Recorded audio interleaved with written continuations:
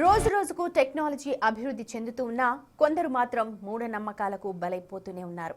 ఇదే తరహా ఘటన కర్నూలు జిల్లాలోని ఆదోనిలో చోటు చేసుకుంది.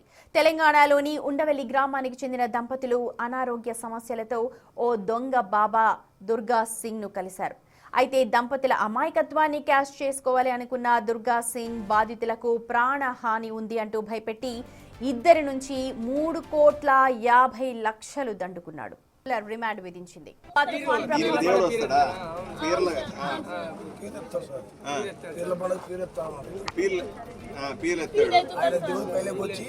ఆయన శరీరంలోకి దేవుడు వస్తాడని చెప్పి నమ్మించారు. మీరు మీదే ఊరు పెబ్బేరు ఆడ తెలంగాణ ఈడ బైచిగి రోడ్డుకి ఎట్లా సంబంధం మీకు? నాకు అర్థం కాదు.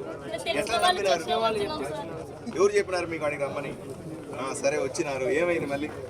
అదే సార్, ఇంట్లో మీ పొలంలో ధనం ఉంది కాబట్టి ధనం తీస్తే లక్ష్మీ గ్రహం ఉంది, దాంట్లో తీస్తే మీరు ఆరోగ్యం బాగుపడుతుంది, అంతవరకు బాగుపడాలి. తీసిండు సార్, చూపిస్తాం సార్. ఇక్కడే ఉన్నాయి, ఇక్కడే ఉన్నాయి సార్. ఇక్కడ కార్లో లక్ష్మీ విగ్రహం వచ్చిందా? వచ్చింది, అన్ని తీస్తున్నారు సార్. తీస్తే తీసాడు లేదు సార్, అసలు ఆరోగ్యం బాగుపడలేదు, ఏం బాగుపడలేదు, అసలు పరిస్థితి ఏం బాగలేదు. వాడు ముందే పెట్టింటాడు విగ్రహం, రా చూపిస్తానని చూపిస్తున్నారు. చూడండి, తీయకపోతే మేము మా పిల్లలు చచ్చిపోతారని బెదిరించారు. చిన్న పిల్లలు ఉన్నారు సార్. మొన్న ఎత్తితే మళ్ళీ డబుల్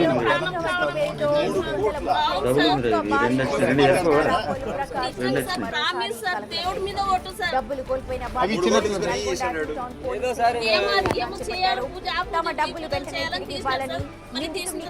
దాన్ని ఇంట్లో పెట్టుకోవద్దు, దాన్ని వేరే వాళ్ళకి ఇచ్చేయాలి అని చెప్పి మమ్మల్ని ఢిల్లీ కూడా 5-6 సార్లు ఢిల్లీ తీసుకుపోయినారు సార్. అది ఏదో ఆర్బీఐతోని మాట్లాడాలని, అది ఉండనియకూడదు, ఇంట్లో ఉంటే మీరు మళ్ళీ చచ్చిపోతారని చాలా బెదిరించారు సార్. ఆర్బీఐలతో పోవాలని తీసుకుపోయినారు సార్ ఢిల్లీకి. అక్కడ తీసుకుపోయి మమ్మల్ని లాటింగ్ లో పడేసి వాళ్ళు బయట ఎక్కడ తిరుగుతున్నారో మాకు తెలియదు సార్. మేము వాళ్ళతో మాట్లాడొచ్చినాం, వీళ్ళతో మాట్లాడొచ్చినామని చెప్పేసి మమ్మల్ని అక్కడ నుంచి మళ్ళీ ఇంటికి తీసుకొచ్చేవారు సార్. దానికోసం కూడా మస్తు డబ్బులు కట్టించుకున్నారు సార్. మొత్తం మీద డబ్బులు మొత్తం నష్టపోయినాం సార్. మాకున్న పొలము, ఇండ్లు, ఫ్లాట్ అన్ని అమ్మేసుకుని అనిపించుకున్నాం సార్. పూజల పేరు చెప్పి మస్తు పూజలు చేసింది సార్. ఇంట్లో కూడా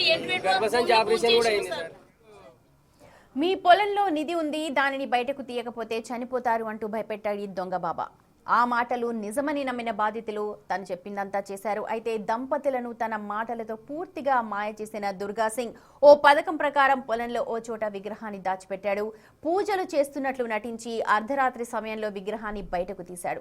అక్కడితో ఆగకుండా విగ్రహాన్ని విదేశాలకు అమ్ముదామంటూ నమ్మించి 3.5 కోట్లు వసూలు చేసి పరారయ్యాడు. తర్వాత డబ్బులు ఇవ్వాలని దుర్గా సింగ్ ను అడగ్గా చంపేస్తానని బెదిరింపులకు పాల్పడ్డాడు అని బాధితులు వాపోతూ ఉన్నారు. ఇదే విషయంపై ఆదోని ఎమ్మెల్యే పార్థసారథికి ఫిర్యాదు చేయడంతో ఈ ఘటన మొత్తం వెలుగులోకి వచ్చింది. దీనికి సంబంధించిన పూర్తి సమాచారాన్ని మా ప్రతినిధి శ్రీరామ్ అందిస్తారు. సమాజంలో నిత్యం మోసపోయే వారు ఉంటే మోసం చేసే బాబాల సంఖ్య రోజు రోజుకు పెరుగుతూ ఉంది. కర్నూలు జిల్లా బైచిగేరికి చెందిన దుర్గా సింగు తెలంగాణ రాష్ట్రానికి చెందిన ఉండవెల్లి వాసులకు 3 కోట్ల రూపాయలు మోసం చేసినటువంటి ఘటన ఆదోన్లో కలకలం రేపింది.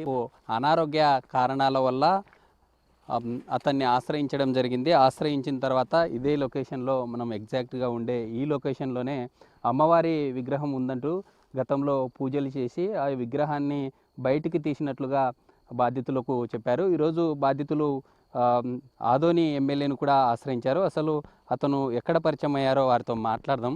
సార్ చెప్పండి, ప్రధానంగా అతను మీకు ఎక్కడ పరిచయం అయ్యాడు, అసలు ఎలా పరిచయం అయ్యాడు? మాకు మా భార్యకు ఆరోగ్యం బాగాలేకుంటే మా పెబ్బేరు చుట్టుపక్కల గ్రామస్తుల సాయంతో మేము పీరెత్తుతాడంటే వెళ్ళినాం. మేము వెళ్ళిన తర్వాత అక్కడ మీ ఊరికి వచ్చి మేము చూస్తా, మీకు ఆరోగ్యం అయితే బాగాలేదు, ఖచ్చితంగా వచ్చి మీ సాల్వ్ చేస్తా అన్నాడు. అన్న తర్వాత 1 నెల రోజుల తర్వాత వచ్చి ఇక్కడ ఈ పొలంలో విగ్రహం ఉంది, ఈ విగ్రహం తీస్తేనే మీ భార్యకు బాగా అవుతుంది, లేకుంటే చనిపోయే అవకాశాలు ఉన్నాయి అని చెప్పినాడు సార్. అయితే బాధితుడి భార్య ఉన్నారు. మేడం చెప్పండి, అంటే ఆ రోజు రాత్రి ఏం జరిగింది, అసలు నిజంగా మీకు ఎలాంటి అనారోగ్య సమస్యలు ఉన్నాయి, అసలు ఏం జరిగింది? ఆరోగ్యం అంటే నాకు చాలా బాలిక ఉండేది. ఎక్కడ చూపించుకున్నది తగ్గలే. అయితే ఇట్లా చుట్టుపక్కల ఊర్ల వాళ్ళు వెళ్తూ అక్కడ బాగా చేస్తారని చెప్తే వెళ్ళాము. వెళ్ళిన తర్వాత అక్కడ పీరెత్తేవాడు.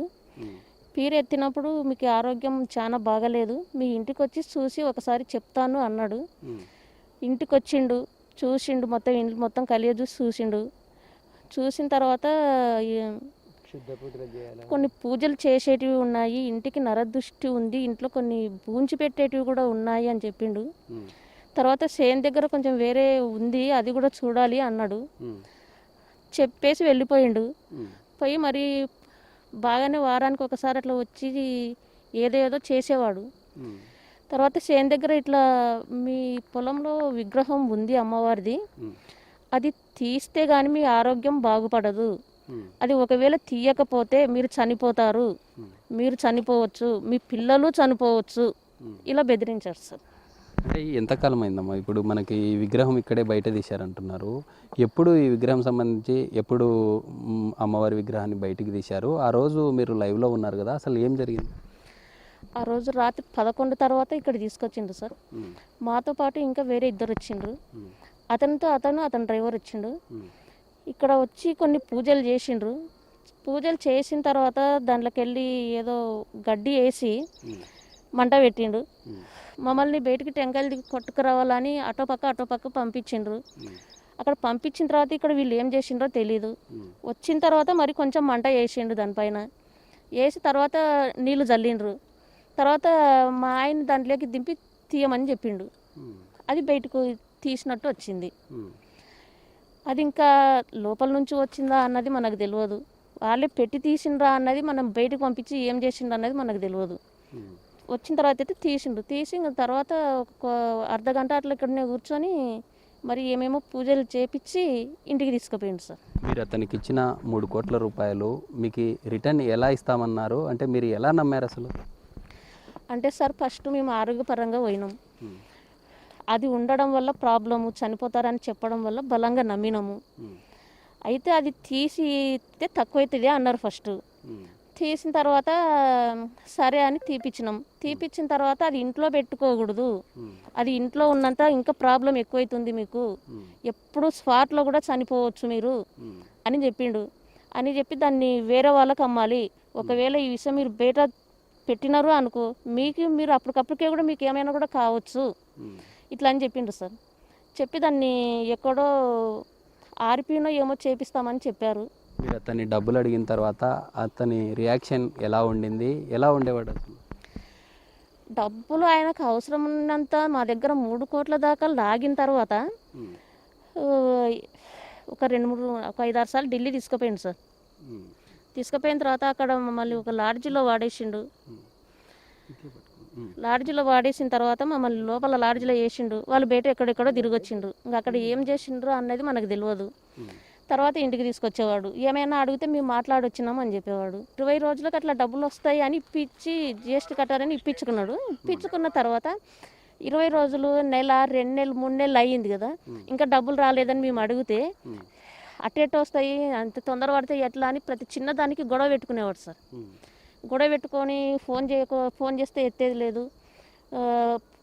అసలు ఇంకా అప్పుడప్పుడు వచ్చేవాడు, అసలుకే రాకుండా అయ్యిండు. ఇంకా అట్లా దూరం అయ్యిండు సార్. ఆ బాబాని అస్సలు వదలకూడదు సార్. వాడిని ఎట్లయినా ఈడ్చుకొచ్చి తన్ని వానికి కఠినమైన శిక్ష విధించాలి సార్. వాడిని అసలు బయటికే రానియొద్దు సార్. వాడి పెద్ద శిక్ష పడాలి సార్. అదైతే ఆదోని ఎమ్మెల్యే పార్థసారథికి ఫిర్యాదు చేసిన తర్వాత ఈ భాగవతం అంతా బయటకు వచ్చింది. ఇప్పటికైనా పోలీస్ శాఖ ఖచ్చితంగా చర్యలు తీసుకొని బాధితులు అతనికి ఇచ్చినటువంటి అమౌంట్తో పాటు గతంలో ఉన్న బాధితులు ఎవరైతే ఉన్నారో వారందరికీ తక్షణమే న్యాయం చేయాలంటూ కూడా బాధితులు కోరుతున్నటువంటి పరిస్థితి. వీడియో జర్నలిస్ట్ రాజుతో శ్రీరామ్ ఉండవల్లి నుంచి.